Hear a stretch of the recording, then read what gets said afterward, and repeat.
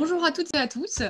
Élodie et moi-même sommes ravis de vous retrouver aujourd'hui pour vous parler d'un sujet patrimonial, de plus en plus sur le devant de la scène d'ailleurs, celui de la transmission intergénérationnelle. Alors elle consiste à transmettre des biens au moyen de certains outils juridiques au profit des générations futures.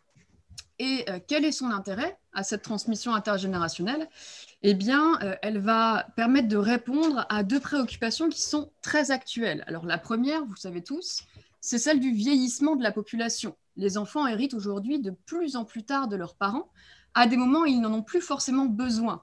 Et donc, grâce à cette transmission intergénérationnelle, ce saut de génération, comme on peut aussi l'appeler, les grands-parents vont pouvoir transmettre des biens à leurs enfants au moment où ceux-ci en ont réellement besoin.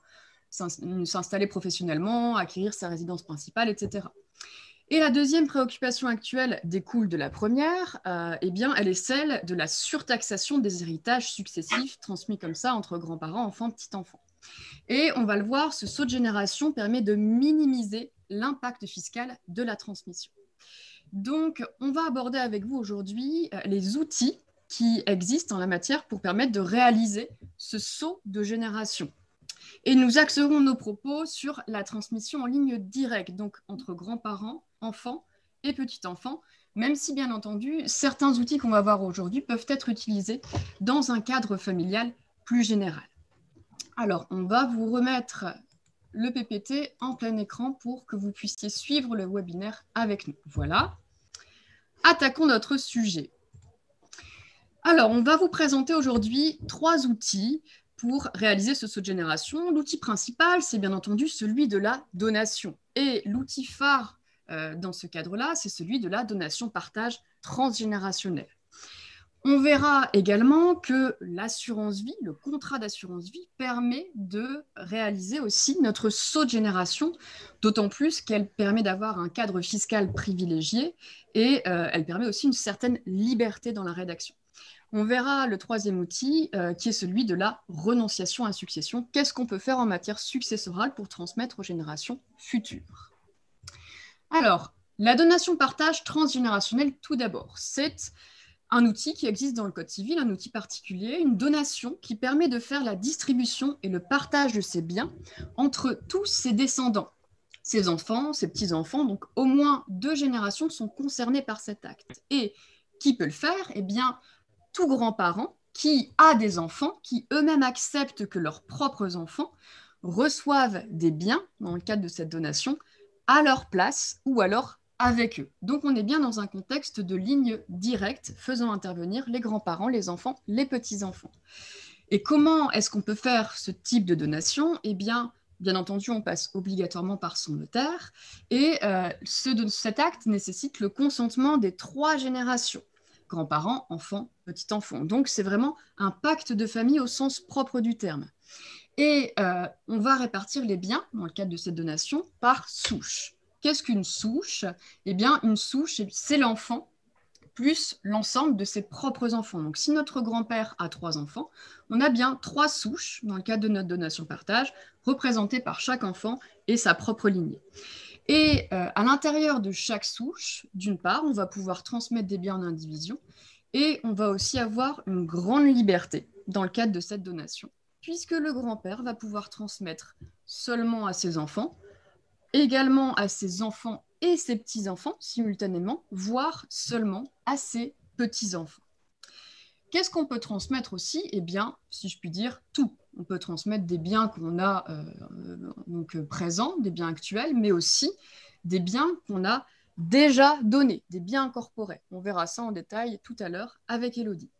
Et c'est un acte qui est, en plus du coup d'être très souple et très libre, qui est très utile, puisque c'est là tout l'intérêt de ce type d'acte, c'est que donc les enfants, les petits-enfants sont vraiment traités comme des enfants dans le cadre de cette donation. Conséquence, au décès des grands-parents, la donation va s'imputer sur la réserve des enfants. Traduction, cela signifie qu'elle va subir un risque de réduction qui est considérablement diminué. Et en plus, on va bénéficier du gel des valeurs. On le verra en détail avec Élodie tout à l'heure. Une fixité des valeurs au jour de la donation. Qu'est-ce qu'on peut faire au moyen de cette donation-partage transgénérationnelle? On va vous proposer quelques exemples pour que vous puissiez bien vous rendre compte de comment on peut utiliser cet outil. D'abord, la transmission de biens actuels qui sont déjà possédés par les grands-parents. Première possibilité de type de transmission, c'est ce qui est présenté à gauche de la slide, la transmission directe. On a donc là, dans mon exemple, un grand-parent qui transmet directement des biens à ses petits-enfants au moyen de la donation-partage transgénérationnelle. Vous voyez, à ce stade, vous remarquez qu'on a une seule souche, dans mon exemple, celle de l'enfant, et qu'on peut transmettre les biens en indivision au profit des petits-enfants dans la souche, ce qu'on ne peut pas faire dans le cadre d'une donation-partage classique. Et notez également qu'à ce stade, on peut faire une donation-partage alors qu'on n'a qu'un seul enfant, ce qui n'est pas non plus possible dans le cadre d'une donation-partage classique. Fiscalement parlant, comment ça se passe? Eh bien là, en l'occurrence, les petits-enfants vont être taxés au tarif entre grands-parents, petits-enfants. Donc, abattement de 31 865 € par petit-enfant et tarif en ligne directe. Donc, première possibilité très intéressante pour transmettre des revenus directement aux petits-enfants. Deuxième possibilité, c'est celle de la transmission concurrente, à droite de l'écran. Là, vous avez un grand-père qui a toujours un enfant, même schéma, mais cette fois-ci, il souhaite transmettre à la fois à son enfant et également à ses petits-enfants, toujours avec l'accord de tout le monde, bien entendu. Ce schéma-là est extrêmement intéressant si on a envie de transmettre en démembrement, des biens en démembrement. On va voir un exemple tout à l'heure. Et on va aussi pouvoir permettre d'optimiser fiscalement la transmission grâce à ce type de donation-partage transgénérationnelle. Donc, avant de voir notre exemple, vous remarquez déjà à ce stade que la stratégie fiscale est évidente. Au lieu d'avoir une double taxation, un grand-père qui transmet à ses enfants, qui quelques années après a envie aussi de transmettre à ses propres enfants ce qu'il a reçu, on a une seule taxation puisque le grand-père a pu transmettre directement à ses petits-enfants. Petit exemple d'une transmission concurrente en démembrement. On a un grand-père qui est plein propriétaire d'un immeuble qui produit des revenus. Il est loué. Il a un enfant qui a lui-même un ou deux enfants selon l'exemple. Et il souhaite transmettre l'immeuble et ses revenus sur plusieurs générations pour les mettre à l'abri du besoin. C'est l'idée de la donation-partage transgénérationnelle. Dans un cas, il a encore besoin des revenus, dans l'autre, non. Donc, première hypothèse, notre grand-père, il n'a plus besoin des revenus générés par l'immeuble. Eh bien, vous voyez, dans ce contexte-là, on va faire une donation-partage transgénérationnelle et on va transmettre à notre enfant l'usufruit de l'immeuble et à nos petits-enfants la nue propriété en indivision entre eux.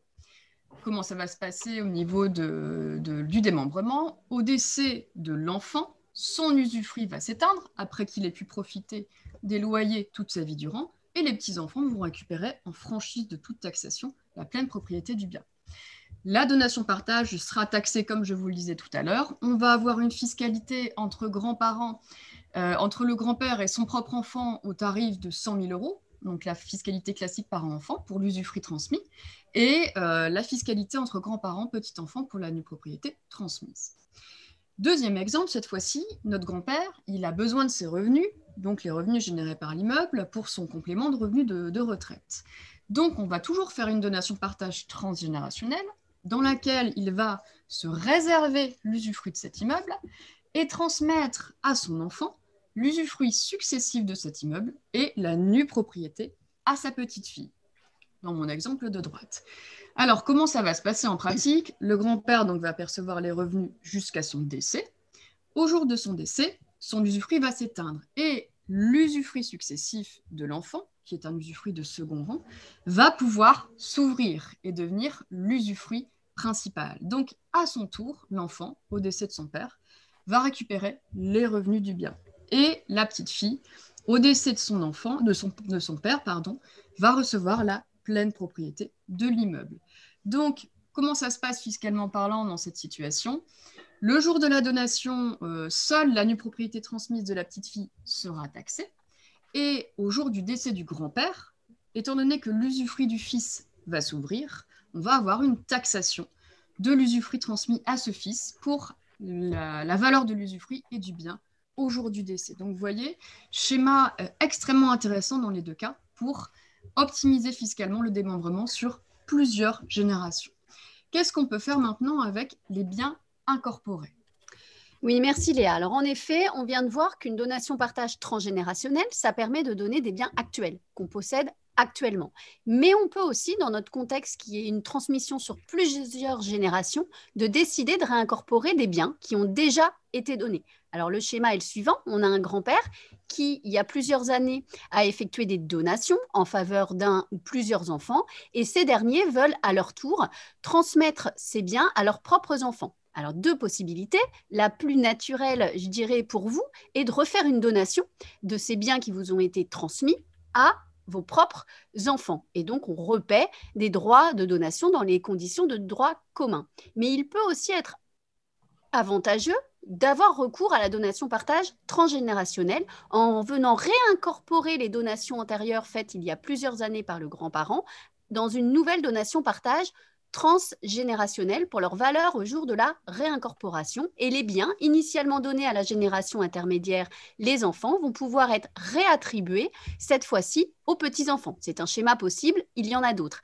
Alors, sur un plan civil, l'avantage, c'est qu'on bénéficie, comme Léa vous le disait tout à l'heure, de la sécurité juridique de la donation-partage transgénérationnelle, puisqu'on va venir figer la valeur des biens donnés au jour de la réincorporation, ce qui va permettre d'éviter les conflits à terme entre héritiers, puisqu'on vient réduire, limiter le risque de réduction, tout simplement. Sur un plan fiscal, il y a deux options. Soit la donation initiale qui a été faite par le grand-parent à l'enfant a été réalisée il y a plus de 15 ans. Et dans ce cas-là, c'est le schéma le plus favorable, seul est dû un droit de partage au taux de 2,5% sur la valeur du bien au jour de la réincorporation. Alors, on va avoir des exemples chiffrés pour vous montrer tout ça. Deuxième hypothèse, la donation initiale a été réalisée il y a moins de 15 ans. Et dans ce cas-là, on va payer des droits de donation, mais selon le lien de parenté qui existe entre le grand-parent qui a donné à l'origine et le petit enfant. Mais on n'aura pas de pénalisation fiscale puisque les droits de donation qui ont été acquittés lors de la première donation vont pouvoir venir s'imputer sur les droits nouvellement dus. Donc ça, c'est un avantage. Alors, deux remarques pratiques sur cette réincorporation, c'est, vous le voyez, on fait intervenir 3 générations, le grand-parent, le parent, les petits-enfants. Il faut donc, et c'est impératif, que le grand-parent qui a effectué la donation initialement soit encore en vie. Sinon, on ne peut pas réincorporer de donation antérieure dans une nouvelle donation-partage transgénérationnelle. Et puis, autre remarque, on peut réincorporer des donations antérieures dans une donation-partage transgénérationnelle, mais on peut mixer et en profiter pour effectuer de nouvelles donations. On peut avoir le deux types de donations dans un même acte de donation-partage transgénérationnel et les nouvelles donations, comme vous le disiez Léa, de biens actuels seront fiscalisées au droit de donation dans les conditions de droit commun. Alors prenons quelques exemples pour illustrer tout ça. Premier exemple, un ralentissement en pleine propriété. Donc, on a un grand-père qui, en 2000, a fait une donation de 2 immeubles à son fils unique, dans notre exemple, immeuble valorisé à l'époque 2 millions d'euros au global. Les droits de donation étaient à ce moment-là évalués à 420 000 euros. Aujourd'hui, le fils, donc génération intermédiaire, souhaite redonner ces immeubles à ses 2 enfants. Alors, la première possibilité, c'est qu'il fasse une donation des immeubles tels quels à ses enfants. Mais l'inconvénient, c'est qu'on va payer les droits de donation dans les conditions de droit commun et ça s'élèverait aujourd'hui à un montant environ de 825 000 euros. La donation-partage transgénérationnelle avec l'incorporation de cette donation antérieure va permettre de réduire la fiscalité puisque vous le voyez, si on réincorpore en 2018, donc plus de 15 ans après la donation initiale, seul sera dû le droit de partage au taux de 2,5% sur la valeur au jour de la réincorporation, donc sur 3 millions d'euros, ce qui nous donne un droit de partage de 75 000 euros versus 825 000 euros de droit de donation. Vous voyez l'intérêt. Alors bien entendu, il faut l'accord de la génération intermédiaire pour incorporer, mais dans ce cas-là, on va pouvoir réattribuer à chacun des enfants un immeuble. Seconde hypothèse, la réincorporation, elle est faite moins de 15 ans après la donation initiale. Dans ce cas-là, on doit acquitter de nouveaux droits de donation selon le tarif en vigueur entre le grand-parent et les petits-enfants. On arrive à un montant de droit de 880 000 euros, mais là, la bonne nouvelle, c'est que les droits de donation initialement acquittés en 2000, 420 000 euros, vont pouvoir venir s'imputer sur les 880 000 euros, ce qui nous donnera un restant dû de 460 000 euros, versus toujours nos 825 000 euros si la génération intermédiaire donne de nouveau à ses propres enfants. Donc, vous le voyez dans les deux cas, que la donation initiale ait été réalisée plus de 15 ans ou moins de 15 ans avant la réincorporation, on est gagnant. Et alors, ce qu'il faut savoir, dernier avantage, c'est que dans ce cas-là, en utilisant la donation-partage transgénérationnelle, on a préservé l'abattement de 100 000 euros qui existe entre la génération intermédiaire, le fils et ses propres enfants. Donc, celui-ci pourra utiliser cet abattement de 100 000 euros pour donner d'autres biens qu'il détient par ailleurs. Second exemple, réallotissement en démembrement de propriété cette fois-ci. Donc là, on a un grand-père qui, en 2000, a fait une donation simple à sa fille d'un immeuble valorisé à l'époque 1 million d'euros. En 2018, la fille envisage de donner cette fois-ci la seule nue propriété de cet immeuble à ses propres enfants, ses 2 fils. Alors, la première possibilité, toujours, c'est qu'elle fasse elle-même la donation de la nue propriété de ce bien à ses fils et on arrive à un montant de droit de donation d'environ 172 000 euros si on prend l'hypothèse que la fille est âgée de 64 ans dans notre immeuble pour le calcul de l'usufruit et de la nue propriété. Si on décide de réincorporer cette donation antérieure dans une nouvelle donation partage transgénérationnelle, comme la donation initiale a été réalisée il y a plus de 15 ans, seuls sont dus les droits de partage au taux de 2,5% sur 1,8 million, valeur au jour de la réincorporation. On arrive à un montant de droits de partage de 45 000 euros versus 172 000 euros. Donc, on fait une économie en utilisant ce mécanisme. Et surtout, comme vous pouvez le voir, on a un seul immeuble qui a été donné, mais les petits-enfants, ils sont tous deux en indivision sur l'immeuble dans le cadre d'une donation partage transgénérationnelle, ce qui n'est pas possible, comme Léa vous le disait tout à l'heure, dans le cadre d'une donation partage classique. Venons-en maintenant à un autre mécanisme, c'est celui de la donation simple. Oui, alors la donation partage transgénérationnelle, elle présente énormément d'inconvénients, d'avantages. Pardon, excusez-moi, lapsus non révélateur. On vous vend le truc. Mais par contre, parfois, ça peut être envisageable que la situation familiale ne permette pas de faire cette donation partage transgénérationnelle. Dans ces cas-là, quelle solution s'offre aux grands-parents pour pouvoir quand même transmettre aux petits-enfants? Alors, la donation simple peut être utilisée dans ce cas-là pour que les grands-parents consentent une donation donc, directement aux petits-enfants. Alors, elle porte bien son nom puisqu'elle est extrêmement simple à mettre en place. On n'a pas besoin de l'accord des parents. Elle est consentie directement aux petits-enfants sans même devoir leur en parler si besoin.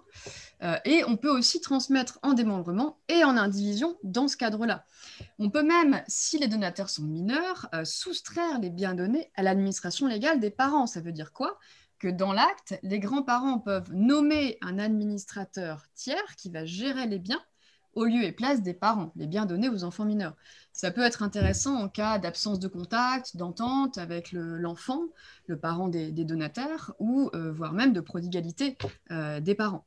Et donc, ça peut être un outil qui est intéressant. Le problème, c'est que la donation simple a des inconvénients par rapport à la donation partage transgénérationnelle. Je vous le disais tout à l'heure, la donation partage transgénérationnelle permet de considérer que les petits-enfants donataires viennent recevoir le bien au lieu et place de leurs parents, donc ils sont considérés comme des enfants dans le cadre de la succession de leurs grands-parents. Alors que là, ils seront vraiment considérés comme des tiers dans la succession de leurs grands-parents. Un pacte, ça signifie que la donation qui leur a été consentie, la donation simple, va s'imputer sur la quotité disponible de la succession des grands-parents. Traduction, ça signifie qu'on a un plus grand risque de réduction de cette donation au décès des grands-parents. Et donc que potentiellement, les petits-enfants vont devoir payer une indemnité de réduction à la succession, donc remettre au pot éventuellement de l'argent. Et en plus, on n'a pas de fixité des valeurs au jour de la donation. En l'occurrence, comme le disait Elodie, du coup, ça augmente le risque de réduction. On n'a pas non plus de protection des descendants non conçus. Donc, si on a des petits-enfants qui arrivent après cette donation, contrairement à la donation partage transgénérationnelle, pour qu'on ait une égalité au niveau de la succession, dans l'idéal, il faut refaire une donation par la suite. Donc, si la donation partage transgénérationnelle est réalisée, il faut la privilégier, mais il faut savoir qu'on a toujours cet outil de la donation simple utilisable par les grands-parents. Alors, dernier outil en matière de donation, la donation graduelle ou résiduelle. Alors, en quoi ça consiste? Toujours dans notre schéma, sur le fait de vouloir transmettre sur plusieurs générations. On a un grand-parent qui va transmettre un bien, dans notre exemple sur la slide, un bien immobilier à son enfant, premier donataire, à charge pour cet enfant de transmettre à son propre décès ce bien à ses enfants. Alors, il y a 2 niveaux de charge possibles. Soit la génération intermédiaire, l'enfant, devra conserver tel quel et transmettre le bien en nature à la génération suivante. On appelle ça une donation graduelle. Soit il pourra, le premier donataire, utiliser le bien en disposer comme bon lui semble et ne transmettre que ce qu'il en reste à son propre décès. La charge est moindre, on appelle ça une donation résiduelle. Alors, sur un plan fiscal, comment ça se passe? On n'a pas de pénalisation fiscale. Pourquoi? Parce que lors de la première donation, entre le grand-parent et son enfant, on a les droits de donation en ligne directe dans les conditions de droit commun. Et puis, au décès de l'enfant premier donataire, on va recalculer les droits de mutation à titre gratuit selon le lien de parenté qui existe entre le grand-parent et le petit-enfant. Et sur ce montant ainsi calculé, on va pouvoir venir imputer les droits qui auront été dus lors de la donation initiale. Pas de pénalisation fiscale grâce à ce mécanisme d'imputation. Alors toujours, ce qu'il faut savoir, c'est que dans ce type d'acte où il y a trois générations qui interviennent, il faut bien entendu le consentement des trois à l'acte. Mais ça va permettre de transmettre un patrimoine sur plusieurs générations, notamment, comme le disait Léa, par exemple, si la génération intermédiaire est prodigue, ça permet de conserver un bien au sein d'une même famille sur plusieurs générations. Alors, oui. On a vu l'outil de la donation, donc les 3 types de donations possibles pour faire du saut de génération. Qu'est-ce qu'on peut faire maintenant avec l'assurance vie? Donc, la donation permet aux grands-parents d'être acteurs de leur vivant pour transmettre à leurs petits-enfants. Là, les grands-parents peuvent aussi être acteurs pour ce saut de génération, mais cette fois-ci, ce sera une transmission qui sera applicable à leur décès. Premier outil que l'on peut utiliser dans le cadre de l'assurance vie, c'est celui du contrat d'assurance vie démembré. Le démembrement en matière d'assurance vie peut être mis en place à 2 niveaux. Porté d'une part sur le capital du contrat, donc on verra la clause bénéficiaire démembrée avec Élodie, et aussi porté sur le contrat en lui-même. Donc c'est la souscription qui est démembrée. Et donc elle est démembrée entre le grand-parent usufruitier et l'enfant nu propriétaire. Elle ne peut donc être mise en place que lorsqu'on a des sommes qui sont elles-mêmes démembrées à la base. Ça va être l'exemple typique d'un immeuble issu d'une succession démembré entre le grand-parent et son enfant. Et il y a vente de cet immeuble et donc grands-parents et enfants réinvestissent cette somme démembrée dans le cadre d'un contrat démembré. Donc, le nu propriétaire est l'assuré du contrat, puisqu'il faut que le contrat se dénoue à son propre décès. Et dans l'idéal, pour faire du saut de génération, on va préciser que les bénéficiaires sont les enfants du nu propriétaire. Comment va se passer l'utilisation de ce contrat? On va d'abord avoir le grand-parent, usufruitier du contrat, qui va pouvoir, sa vie durant, utiliser le contrat en percevant les fruits du contrat, en faisant des rachats à hauteur des fruits. Une fois le décès du grand-parent survenu, eh bien, son usufruit s'éteint et l'enfant du propriétaire devient plein propriétaire du contrat sans aucune fiscalité. Et il va donc pouvoir, en complète liberté, utiliser ce contrat, faire tous les rachats qu'il souhaite, notamment pour compléter ses revenus. Au décès de notre enfant, qui est devenu plein propriétaire, le contrat se dénoue, puisque c'était l'assuré, et par conséquent, les petits-enfants, donc les enfants de notre enfant, perçoivent les capitaux, et là, on a la taxation du contrat d'assurance vie qui va s'opérer en fonction de l'âge qu'avait notre nu propriétaire, l'enfant, au jour de la souscription du contrat. Donc, vous voyez, c'est un contrat qui bénéficie sur 3 générations successives à moindre coût fiscal, puisqu'on n'a qu'une seule fiscalité qui intervient vraiment en bout de chaîne au profit des petits-enfants qui bénéficient de l'antériorité du contrat. Petite précision à ce stade, il faudra penser à anticiper un ordre des décès différents. Si jamais l'enfant décède avant son propre parent, avant le grand-père, il faudra prévoir dans ce cas-là, le contrat va se dénouer, et pour éviter que le grand-parent perde le bénéfice du contrat, donc prévoir que le grand-père sera usufruitier des capitaux et les petits-enfants nus propriétaires. C'est donc ce qu'on appelle une clause bénéficiaire démembrée. Alors, merci pour la transition, Léa. L'autre outil lié à l'assurance vie, c'est le recours à la clause bénéficiaire démembrée. Alors, en quoi ça consiste? On a toujours notre schéma d'un grand-parent qui va souscrire un contrat d'assurance vie et à son décès, il va avoir désigné pour bénéficiaire pour l'usufruit la génération intermédiaire, les enfants, et pour la nue propriété, les petits-enfants. 2 possibilités dans ce cas-là. Soit on a prévu un remploi des capitaux décès, et dans ce cas-là, les capitaux décès vont tomber sur un compte démembré, ouvert au nom de l'usufruitier génération intermédiaire et la nue propriété, les petits-enfants, et ces derniers vont devoir réemployer les sommes dans un nouvel actif démembré qui peut être un bien immobilier ou un actif financier par exemple. Mais si on n'a pas prévu de remploi, eh bien on parle alors de quasi-usufruit. Qu'est-ce que ça signifie? Bien concrètement, l'usufruitier va se voir attribuer les capitaux d'essai de manière intégrale sur un compte ouvert à son seul nom en pleine propriété et il pourra en disposer comme bon lui semble. Donc génération intermédiaire, le quasi-usufruitier.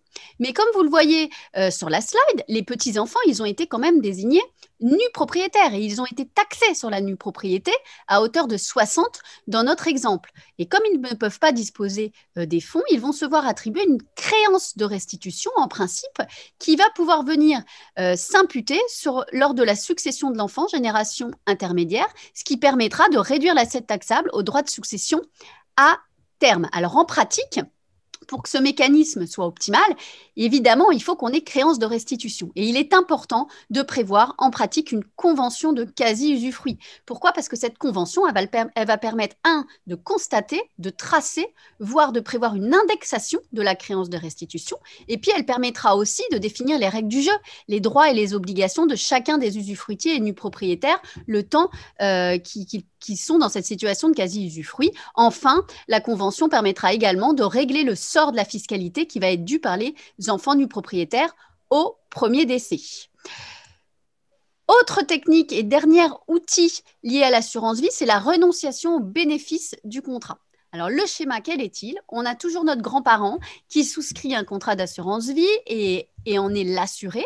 À son décès, il va avoir désigné pour bénéficiaire son enfant. Et comme vous le voyez sur le schéma, l'enfant va pouvoir accepter ou renoncer au bénéfice du contrat au profit du petit enfant. Petit enfant qui pourra lui-même accepter, voire renoncer au bénéfice du contrat au profit, dans notre exemple sur la slide, des deux arrières petits-enfants. Alors, on parle de renonciation simple ou en cascade, mais encore faut-il que ce soit possible dans vos contrats.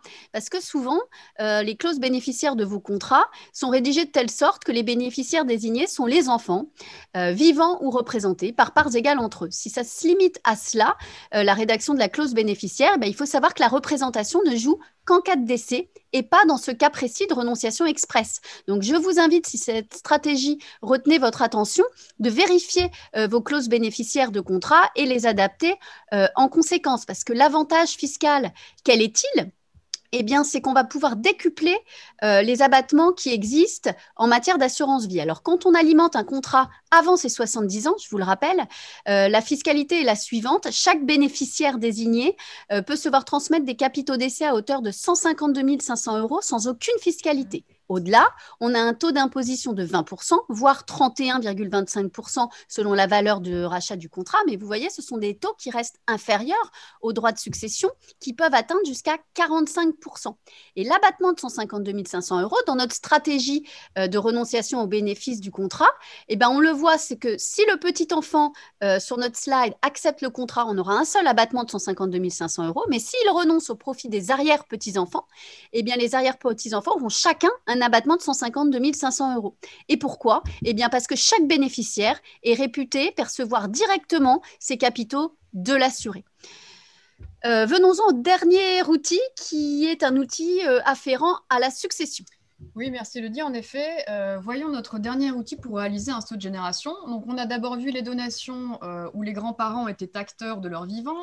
L'assurance vie où les grands-parents sont aussi acteurs, mais cette fois-ci à leur décès. Maintenant, cette fois-ci, dans le cadre de la succession des grands-parents, on a l'outil de l'option successorale et ce sont donc les enfants qui deviennent acteurs de ce saut de génération. Alors, grâce à quel mécanisme?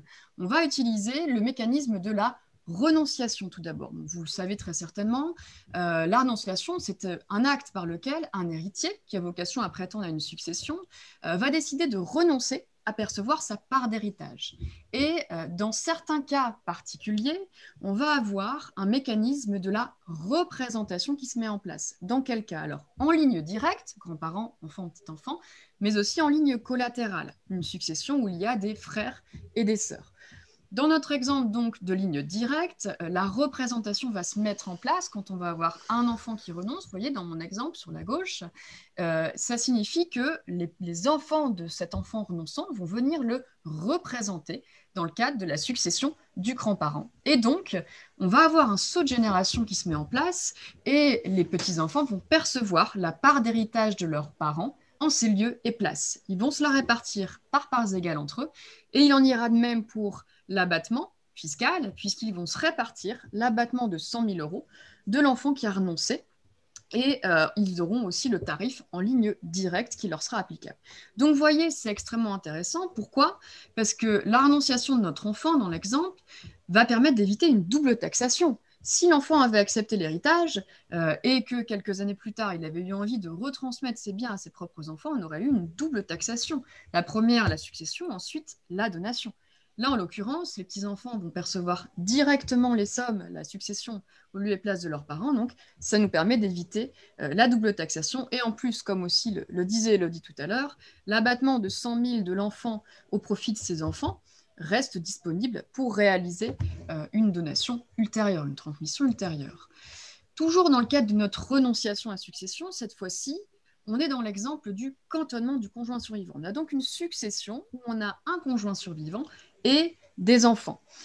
Le cantonnement, c'est un outil qui permet au conjoint survivant de dire moi, j'ai vocation à prétendre à tel type de bien, mais je n'ai pas envie de tout prendre, je vais seulement en prendre une partie. Je cantonne mon émolument sur la succession que j'ai vocation à recevoir. Alors, il ne s'applique qu'en présence d'une donation entre époux qui a été mise en place ou d'un legs au profit du conjoint survivant. Les seuls droits légaux ne permettent pas de bénéficier de ce cantonnement. Et l'intérêt de ce cantonnement, c'est déjà qu'il n'engendre aucune fiscalité entre le conjoint et les héritiers, et donc par conséquent, les héritiers, les conjoints survivants vont percevoir moins, et les héritiers, les enfants, vont percevoir beaucoup plus de droits dans la succession de leurs parents. On a donc bien un saut de génération qui s'opère, puisqu'il y a plus de droits qui sont transmis aux enfants dans le cadre de cette première succession. Donc, ça permet aussi de satisfaire aux besoins effectifs du conjoint survivant lors du décès et d'utiliser optimalement l'abattement fiscal des enfants. Donc, on vous a présenté les 3 outils. Voyons maintenant un petit peu ce qu'on peut vous dire en conclusion avec Elodie. Oui, alors on a eu une boîte à outils, je dirais, juridique. Petit focus avant la conclusion sur un dispositif fiscal qui va pouvoir se combiner avec les outils juridiques qu'on vient de voir et notamment les mécanismes de donation. C'est une exonération temporaire sur des dons familiaux de sommes d'argent à hauteur de 100 000 euros, notamment que pourrait faire un grand-parent en faveur de son enfant ou de son petit-enfant, voire arrière-petit-enfant. Alors, ça s'applique pour tous les versements qui sont réalisés jusqu'au 30 juin 2021. Vous voyez, la fenêtre de tir est assez réduite. Et les sommes, donc le montant global de la donation, c'est 100 000 euros par donateur, sans limite d'âge pour le donateur. Mais les sommes sont soumises à remploi par le donataire sous certaines conditions, notamment la souscription au capital d'une petite entreprise ou des travaux de rénovation énergétique effectués dans la résidence principale du donataire ou la construction de la résidence principale du donataire et non l'acquisition petite subtilité. Alors, ce qui est intéressant dans ce mécanisme temporaire, c'est qu'il est cumulable avec le dispositif que vous connaissez des dons familiaux en espèces à hauteur de 31 865 euros par donateur et par donataire qui se renouvelle tous les 15 ans. Ce dispositif-là, on a une limite d'âge du donateur, je vous le rappelle, à 80 ans. Les deux sont cumulables et utilisables avec les outils juridiques qu'on vient de voir. Alors, pour conclure, après avoir vu cette boîte à outils aujourd'hui, il y en a certainement qui ont dû susciter votre intérêt, mais avant de choisir le bon outil, il faut surtout se poser les bonnes questions. Alors, deux cas de figure. D'abord, si vous êtes, vous, grands-parents, et que vous avez des petits-enfants, est-ce qu'aujourd'hui, vous souhaitez les avantager? Et si oui, quand et comment? Est-ce que vous souhaitez le faire maintenant de votre vivant? Et donc là, on aura plutôt recours au mécanisme des donations et notamment la donation partage transgénérationnelle avec la transmission de biens actuels que vous a expliqué Léa. Ou alors, vous voulez les avantager au moment de votre décès et là, on aurait plutôt recours au mécanisme de l'assurance vie avec les différents outils envisagés.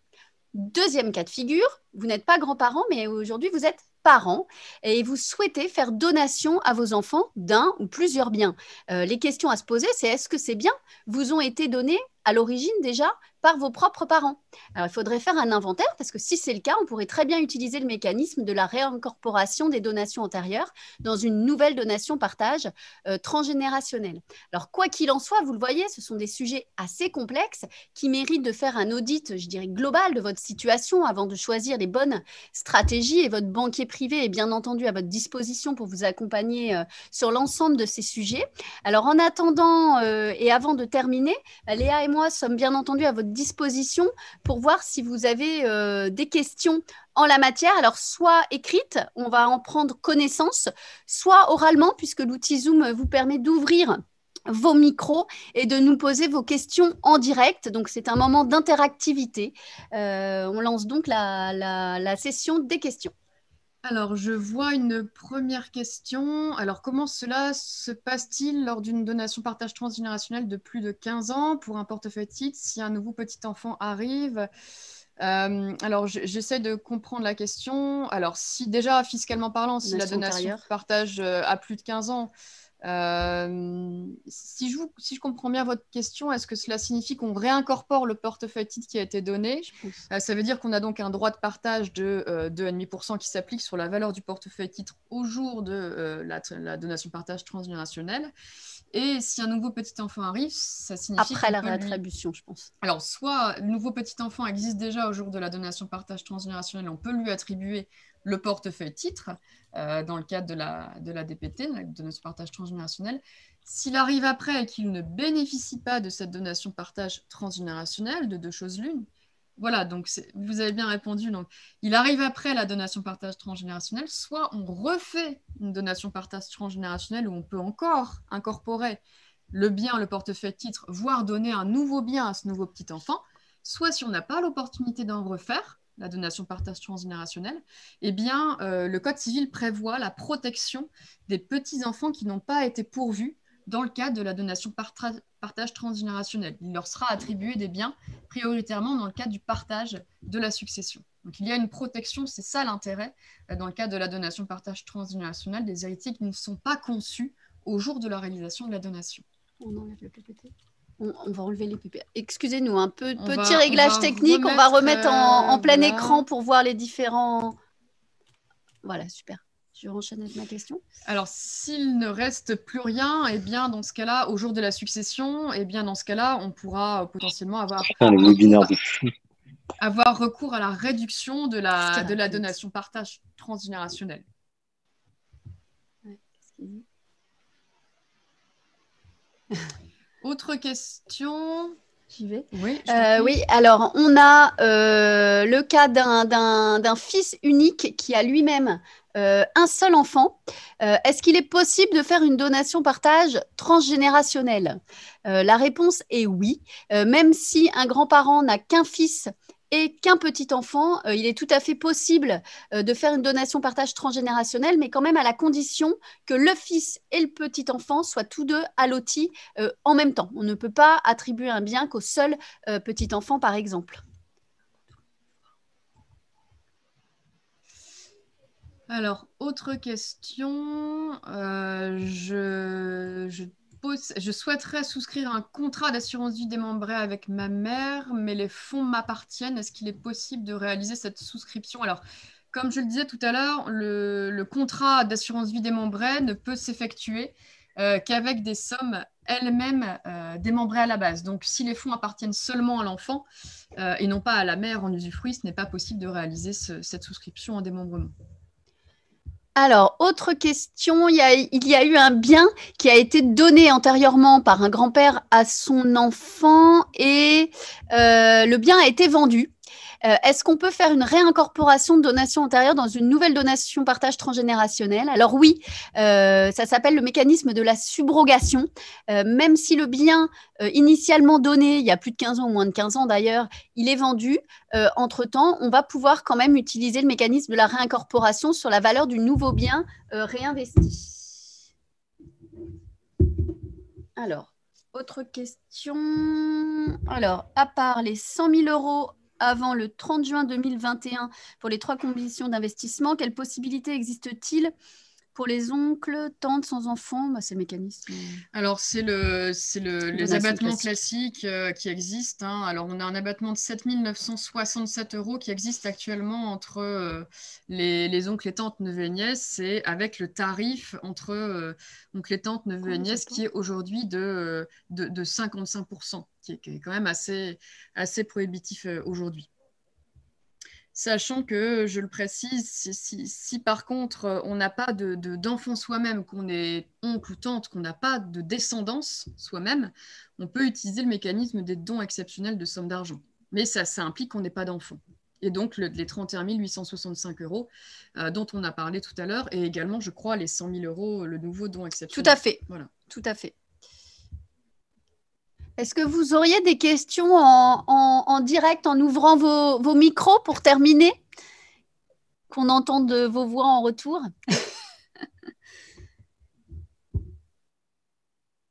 Oui, je pense que ce sera quelque chose de possible d'avoir les slides. Ah oui, alors il y aura le replay puisque normalement là, le webinaire est enregistré. Donc normalement, on pourra avoir le replay de la session qui vous sera envoyé par votre banquier privé. Alors, je crois qu'il n'y a plus d'autres questions, donc n'hésitez pas. De toute façon, si des questions survenaient par la suite, de vous mettre en rapport avec votre conseiller, votre banquier privé.